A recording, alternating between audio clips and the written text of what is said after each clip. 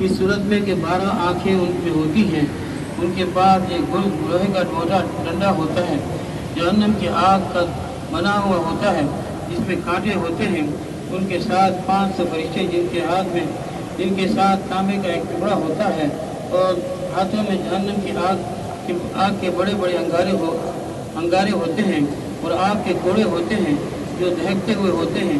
ملک الموت آتے ہی وہ گلز اس پر مارتے ہیں جس کے کانٹے اس کے ہر رگ و پے میں گھس جاتے ہیں، پھر اس کو کھینچتے رہتے ہیں۔ باقی فرشتے ان کو کوڑوں سے ان کے منہ کو سرین کو مارنا شروع کر دیتے ہیں، جس سے وہ مردہ غش کھانے لگتا ہے۔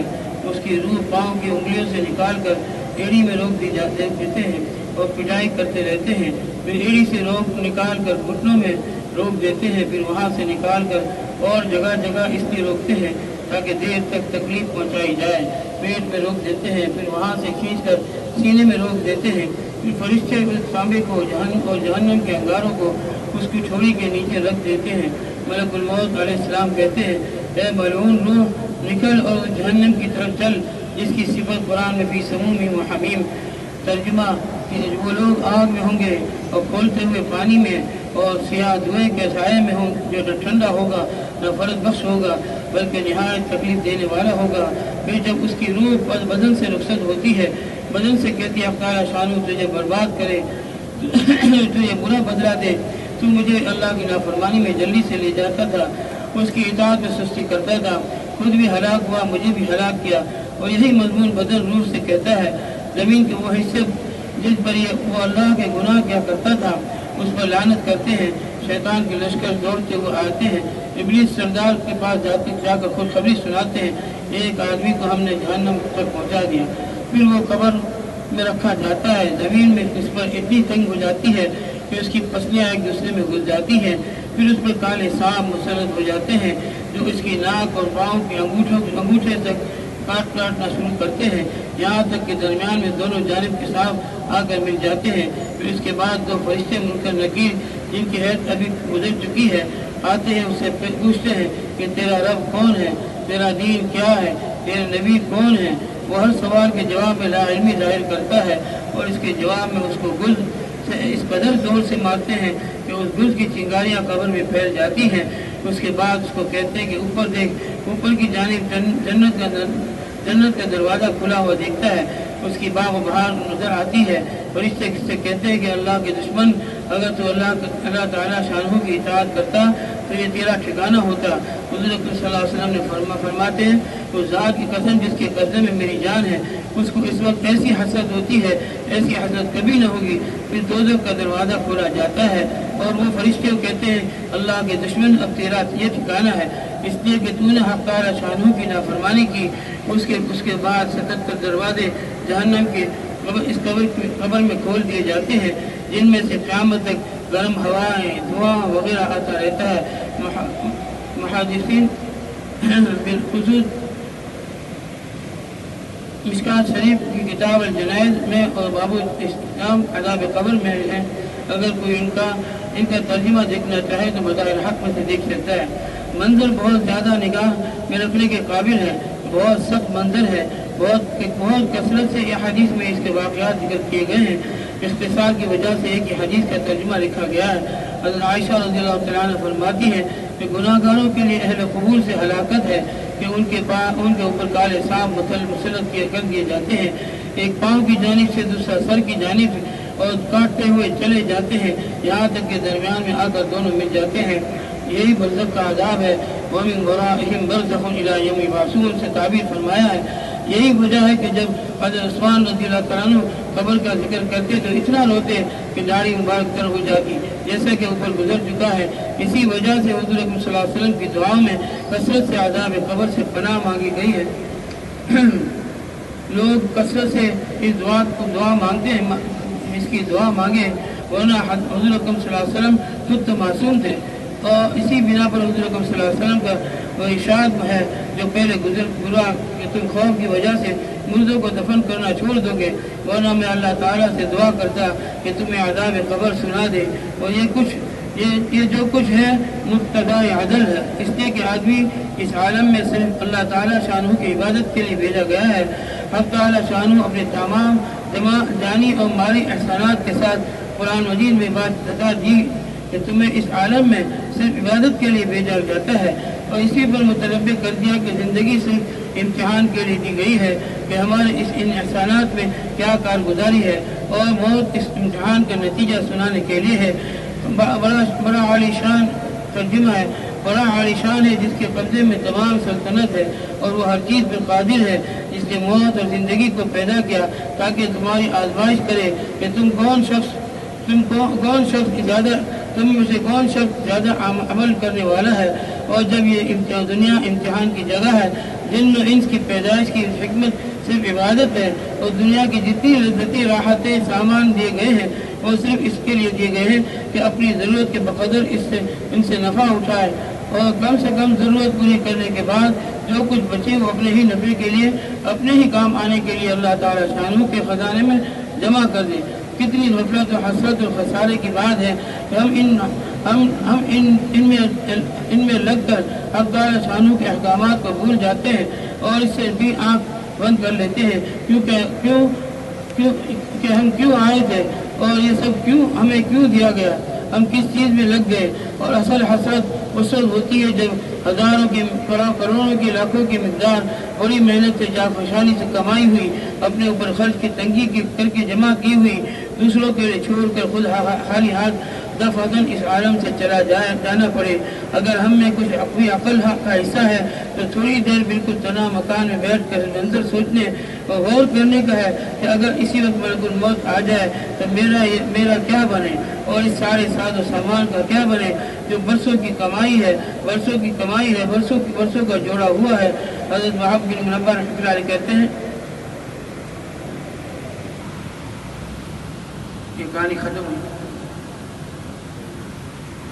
لوگ سچے کہانی کی طرح، یہ حقیقت ہے، نبی صلی اللہ علیہ وسلم کے ارشاد ہیں، اللہ کے غضب سے ہم ڈرے، اس کا کیا حشر ہوتا ہوگا جو تھوڑا سا اللہ کو ناراض کر دیا، اس کا کیا حشر بنتا آخر۔ فرشتے آتے ہی گرز مارتے، آدمی کو یہاں کچھ سمجھ میں نہیں آتی، جب مرتا ہے خود تو سب کچھ سمجھ میں آ جاتا ہے کہ جو لکھا تھا، پڑھا تھا، سنا تھا وہ سب پھر قبر میں اس کی آگ میں جلا دی جاتی ہے۔ ایک میں نے ڈاکٹر کا کئی دفعہ سنایا، ملتان کے ڈاکٹر بڑے پروفیسر، ایک قبر کھولی، بھائی وہ کیس ہوتے ہیں نا، کیوں مرا آدمی، کیوں مارا گیا، تو آگ سے بھر رہی تھی، اس کو بھر دیا، بند کر دیا۔ دوسری دفعہ موقع ملا، ایک دفعہ قبر کھولی تو کیڑے چیٹتے ہوئے پورے جسم پہ، جنان وزے جس کو کہتے ہیں، اور ایک قبر کھول رہے تھے، تھوڑی سی کھلی تھی لیکن اس کے اندر کر کی آواز آ رہی تھی، جیسے پسلیاں ایک دوسرے میں گھس رہی ہوں، باہر نکل رہی، پھر دوبارہ گھس رہی۔ تو یہ قیامت تک ہوگا بھائی، تھوڑی دیر کا مسئلہ نہیں، پھر قیامت کے دن جن گناہوں کی وجہ سے قبر میں یہ مسئلہ ہوا، آخرت میں پتہ نہیں کیا بنے۔ تو اس کے بھائی ہر سیکنڈ، ہر لمحہ اس کا خیال کریں، اللہ میرے ساتھ ہے، یہ دونوں فرشتے مجھے میرے اعمال نامہ لکھ رہے ہیں۔ دل میں خیال آتا ہے، اس کا نیکی کا بھی خیال ہے، لکھ لیا، گناہ کا خیال آیا تو تھوڑی دیر ٹھہرتے ہیں کہ اللہ کرے توبہ کر، اللہ بھی کہتے پیچھے توبہ کر لیتا ہے، پھر نہیں لکھتے۔ اچھا، اس کے بعد بھی توبہ کر لے آدمی، جتنے بھی گناہ کر چکا ہے، اللہ غفار ہے، من تاب وآمن وعمل صالحا فاولئک یبدل اللہ سیئاتہم حسنات۔ فرمایا کہ تو سچے دل سے گناہ سے توبہ کر لے، تیرے سارے گناہ معاف کر دیں گے، اس کے بدلے میں نیکیاں، کتنے گناہ کیے ہیں اس کے بدلے میں نیکیاں، اور اللہ غفار غفور الرحیم، بہت معاف کرا۔ ہاں کسی کا لینا دینا ہے اس کا حساب باقی رہے گا، اس سے معاف کرا لے، دینا ہے تو ایسے دے تو دے دے، ورنہ اس کے جا کے معاف کرا لے، یہ دنیا میں مسئلہ حل کر لے۔ کسی کا دل دکھایا اس کو بھی معافی مانگ لے، کسی کو ستایا، کسی سے ناجائز کاروبار کیا، اس میں دھوکہ دیا، اس سے بھی معافی مانگ لے، یا اس کا دل دے دے۔ یہ لین دین کا معاملہ بہت خراب ہے، یہ قیامت تک چلتا ہے اور آدمی اس میں پھنس جاتا ہے، ساری نیکیاں لے جاتا ہے، قیامت کے دن ساری نیکیاں اسی کو دے دے گا جہاں اس کا مال چھینا تھا۔ تو بھائی غیبت کرتے ہیں تو ساری نیکیاں وہاں چلی جاتی ہیں، اس کے گناہ ہمارے پاس آ جاتے ہیں، اور یہاں تک کہ اس کے گناہ ختم ہو جاتے ہیں، ہماری نیکیاں اس کو دینی شروع کر دیتی ہیں فرشتے۔ تو بھائی غیبت بس چھوڑ دے، بس ہو گیا، قسمت میں لکھا تھا نا. تو اس سے کہتے قسمت کے لیے مانگو اللہ سے، تو ہم مانگتے نہیں ہیں، ایک قطرہ نکالتے ہیں اللہ سے. اللہ کے قریب، اللہ ہم سے کتنے قریب ہیں، پوری مغرب سے شروع کر دیتے ہیں. ہے کوئی مغفرت کا چاہنے والا، ہے کوئی مانگنے والا، ہے کوئی فریادی اس کی فریاد سنی جائے، ہے کوئی پریشان حال اس کی پریشانیاں دور کی جائے. مگر ہم اللہ سے غافل ہیں. رمضان میں اور روزے میں ہیں اور تراویح پڑھی ہے، پھر بھی رات کو کیا ہو رہا، ابھی کیا آواز لگ رہی ہے، اس سے غافل ہے. یقین ختم ہو گیا، پتہ نہیں کیا ہو گیا. اس یقین کے ساتھ مرنا کتنا خطرناک ہے. اس یقین کے ساتھ مریں گے تو پتہ نہیں کیا بنے گا، روح کون نکالنے آئے گا. یقین والوں کو روح نکالنے والے آتے ہیں صحیح جنت والے، ورنہ غیر یقین جو جن کا اللہ پر یقین نہیں، اعتماد نہیں ہے، فرشتوں پر ایمان نہیں، جنات بھوت جادو پلیت پہ اس میں روتے رہتے ہیں. ارے وَإِنَّ عَلَيْكُمْ لَحَافِظِينَ، اللہ نے فرشتوں کو مقرر کیا ہے. منزل پڑھو قرآن کی آیتیں، اس کے بعد علاج کراؤ ڈاکٹر کا. اب وقت پریشان ہوتے ہیں، ساری زندگی علاج کرا لو اس سے، یہ کیا نام، یہ جن کے بعد دھکے کھاتے پھرتے ہیں، تعویذ ہو رہے، کچھ نہیں ہوگا. موت تک، مرنے تک اس کے علاج کرا لو. منزلیں پڑھ لو، اس کے بعد جو بیماری ہے اللہ سے، ڈاکٹر سے علاج کرو، اللہ سے مانگو. ایک پریشانی آنے کا وقت ہے، ایک وقت اس کا ختم ہونے کا ہے. اس کے بغیر وہ ختم نہیں ہو سکتی. اگر ختم کریں گے دعا کریں، اور دعا ایسے کریں کہ اللہ سن رہا ہے، اللہ میری دعا ضرور سنے گا، اور سنتا ہے، مانتا ہے، اس کی دعا قبول کرتا ہے. تو یہ مغفرت کا عشرہ ہے. کم سے کم گناہ تو معاف کرا لیں.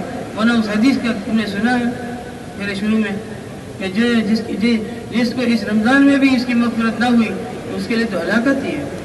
وہ تو آگ میں جلنا ہے، اس کو جہنم کی آگ میں جلے گا. بھائی ہلاکت کا کیا مطلب ہوگا؟ اور کامیابی کس کو کہتے ہیں کہ اعلان کریں گے جنت میں اللہ پاک اب ہم میں تو سے راضی ہو گیا، اب کبھی تم سے ناراض نہیں ہوں. وہ کامیابی ہے جس کے بعد کوئی پریشانی نہیں. وہاں تک اللہ پہنچانا چاہتے ہیں، لیکن ہم کہتے ہیں کہ نہیں، یہاں تھوڑے سے مزے لے لیں، وہ آخرت میں آگ میں جل لیں گے، کوئی مسئلہ نہیں ہے. قبر میں آگ میں جل لیں گے، کون ہوگا وہاں؟ تو بھائی آنکھوں کی، کانوں کی، زبان کی، ایک ایک زبان سے جملہ نکالتے ہوئے ڈرے. اس کا حل یہی ہے کہ کثرت سے ذکر کریں، سیم کلمہ پڑھے، درود شریف پڑھے، 500 دفعہ. اب کل میں نے پھر دہرایا تھا، جزا اللہ عنا محمد و آلہ صلی اللہ علیہ وسلم. ایک دفعہ پڑھتا ہے 70,000 فرشتے 1000 دن تک اس کی نیکیاں لکھتے ہیں. تو یہ آمدنی کا ذریعہ ہے نا. اور استغفار کرے گا، ایسی جگہ سے اللہ روزی دیتے ہیں، اور آخرت میں جو اس کے گناہ سارے معاف کر دیں گے. اور ایسی جگہ سے روزی دیں گی جس کا گمان نہیں ہوگا. یہ اب کیا ہوگا؟ اب کچھ نہیں ہوگا. اب اللہ بہت اچھا کرنے والی، اسی لیے پریشان کیا ہے. تھوڑی پریشانی آتی ہے، اس پہ اللہ بہت کچھ دیتے ہیں، آخرت بھی دیتے ہیں، دنیا کی بھلائیاں بھی دے دیتے ہیں. اور ہم پریشان ہو جاتے ہیں، اب کیا کریں؟ اس کے پاس جائیں، اس کے پاس جائیں. نہیں، کسی کے پاس نہیں جانا، صرف اللہ ہی کے پاس رہنا ہے. باپ ہے نا، باپ بچے کو تھپڑ مارے 2 3، پھر کیا کرے؟ باپ کو بچہ بھاگ جائے، وہ صحیح ہے؟ نہیں، باپ یہی گھر میں رہے، باپ کے پاس. کون سا اچھا ہے؟ عقل مند کون ہے؟ چاہے کچھ بھی ہو جائے، ہمیں تو اللہ کو نہیں چھوڑنا. اللہ کے علاوہ کوئی نہیں قبر میں، اللہ کے علاوہ سکرات میں کوئی نہیں، اللہ کے علاوہ جنت میں کوئی داخل کرنے والا نہیں. یہ لا الہ الا اللہ ہمارا، اس کا اقرار کرتے ہیں. معبود عبدیت جو ہے اللہ کی عبادت، اللہ کے لیے عبادت کے لیے پیدا کیا. عبادت کیا؟ نماز، روزہ، حج، زکوٰۃ، ذکر، یہ عبادت نہیں. 24 گھنٹے جیسے اللہ نے رہنے کے لیے کہا وہ عبادت کس کو کہتے ہیں؟ کہ اللہ کی مان کر رہے بس. 24 گھنٹے میں اللہ نے جو منع کیا اس سے بچ جائے، جس کو اللہ نے کرنے کو کہا وہ کرے، بس وہ عبادت ہے. 24 گھنٹے کے ہم اللہ ہمارے نا، ہم 24 گھنٹے اللہ کی عبادت کرنے والے ہیں. معبود ہمارا اللہ ہے نا. 24 گھنٹے یا 2-4 گھنٹے نماز میں ہے، باقی پھر چھٹی ہے. شہر سے قریب ہے، روزانہ یاد دلائیں، اپنے آپ کو خود یاد دلائیں. اللہ بھائی میں اس لیے کہتا ہوں کہ مجھے توفیق ہو جائے، میں اپنے لیے مغفرت مانگ لوں. پتہ نہیں کتنے ہمارے ساتھی چلے گئے، اور ہمارا بھی پتہ نہیں یہ عشرہ پورا ہوتا ہے کیا ہوتا. اس لیے بھائی روزانہ، ہر دن، آخری سانس، آخری چانس، آخری روزہ، آخری نماز، آخری قرآن کی تلاوت، اور اس کو سمجھ کے کسی کو کوئی زیادتی نہ ہو. کوئی کتنا ہی کچھ ظلم کر دے، ہم معاف کرتے رہیں. یہ کس کا طریقہ ہے؟ یہ افضال 40 افضال ہوتے ہیں، اور 500 برگزیدہ بندے ہوتے ہیں. یہ ان کی جو اللہ کے بننا پر چاہتا ہے، یہ عبادتوں سے زیادہ یہ ہے، سب کو معاف کر اور وہ ستائے اس کو ہدیے دے، اس کو تحفے بھیجے، اس کے گھر میں کھانے پینے کا بھیجے، جو جتنا ستائے اس کے ساتھ ہی یہ اللہ کا ولی بنتا چلا جائے، یہ جنت بن جائے گی، دنیا آخرت بنے گی بنی، یہ بھی جنت۔ ایسے جو بھی زیادتی کرے اس کو دل سے معاف کر، سارے کھا گیا، روڈ پہ کر دیا، 2 کپڑے سے کر دیا، اللہ نے قسمت میں لکھا تھا، پھر جو اللہ نے پہلے دیا تھا پھر اللہ دے دیا، اس کو معاف دل سے کرے، یا اللہ کا فیصلہ بدل جاتا ہے کہ یہ غنی میں غنی ہوں، اس کو غنی کرے، اللہ سے معاملہ کرے نہیں۔ اللہ ہم سب کی حفاظت فرمائے۔ سبحان اللہ بحمدہ عدد خلقہ ورضا نفسہ وزنة عرشہ ومداد کلماتہ۔ اللهم لك الحمد حمدا دائما مع دوامه، ولك الحمد حمدا خالدا مع خلوده، ولك الحمد حمدا لا منتهى له دون مشيته، ولك الحمد حمدا لا يريد قائله الى رضاك، ولك الحمد حمدا عند كل طرفة عين وتوفى تنفس كل نفس، يا ارحم الراحمين، يا حنان، يا منان، يا ذا الجود والكرم، يا فعال لما يريد، يا قديم الإحسان، يا عظيم السلطان، يا أرحم الراحمين، يا ستار العيوب وغفار الذنوب، یا اللہ ہمارے پورے کبیر، یا اللہ ہم سب کے پورے امت مسلمان کے، یا اللہ کبیرہ صغیرہ گناہوں کو معاف فرما، اللہ تیری رحیمی کا واسطہ معاف فرما، اللہ تیری کریمی کا واسطہ گناہوں کو معاف فرما، اللہ تیری ستاری کا واسطہ معاف فرما، اللہ تیری غفاری کا واسطہ معاف فرما دے، یا اللہ ہم سب کے گناہوں کو معاف فرما، جہاں جہاں مسلمان آباد ہے سب کی ایمان، جان، مال، عزت، آبرو کی حفاظت فرما، تمام مسلمان ممالک کی حفاظت فرما، یا اللہ جتنے مسلمان حرمین شریفین کی حفاظت فرما،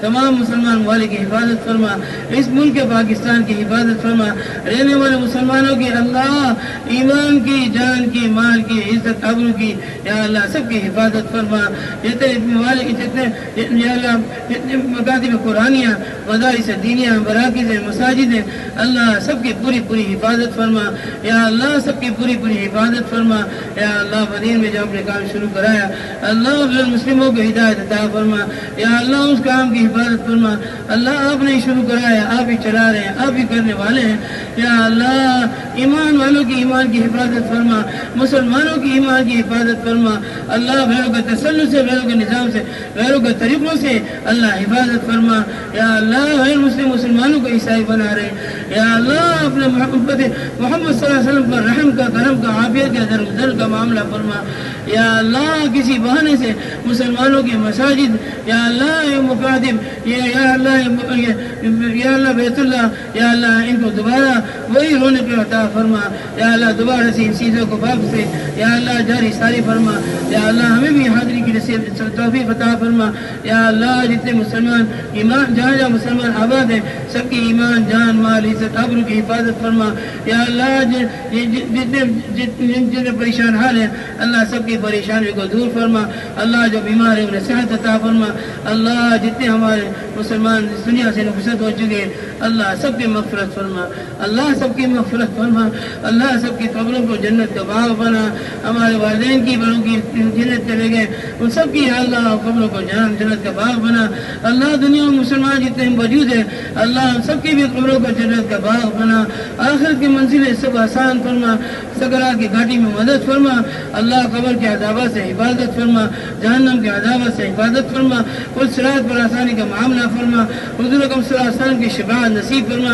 حضور اکرم صلی اللہ علیہ وسلم کے دست مبارک سے اللہ جام کوثر پینا ہم سب کو پورے امت مسلمہ کو نصیب فرما، یا اللہ بغیر حساب کتاب کے جنت الفردوس میں ہم سب کو پورے امت مسلمہ کو یا اللہ سب کو داخل فرما، یا اللہ مہینہ باقی رہ گیا، باقی جو سانس زندگی کے رہے اللہ اس کو قیمتی بنانے کی توفیق عطا فرما، حرام ہر گھڑی ہر گناہ سے بچنے کی توفیق عطا فرما، اندیکی کو کرنے کی توفیق عطا فرما، یا اللہ تمام حالوں کی پریشانیوں کو دور فرما، اللہ جو جن پریشانی میں سب کو پریشانیوں کو دور فرما، اللہ مسلمان عالم کے رحم فرما، یا اللہ اسپتالوں میں کئی جتنے لوگ اور چیزوں میں پریشان حال ہیں اللہ سب پر رحم کا کرم کا معاملہ فرما، اللہ تیرے محبوب کی امت ہے، اللہ تیرے محبوب کو یا اللہ رنج ہوگا، یا اللہ یہ حالات دو دفعہ پیش کیے جاتے ہیں امت کے، اللہ صدمہ ہوگا، اللہ تیرے محبوب کو خوش کرنے کے لیے امت مسلمہ پر رحم فرما، امت مسلمہ کو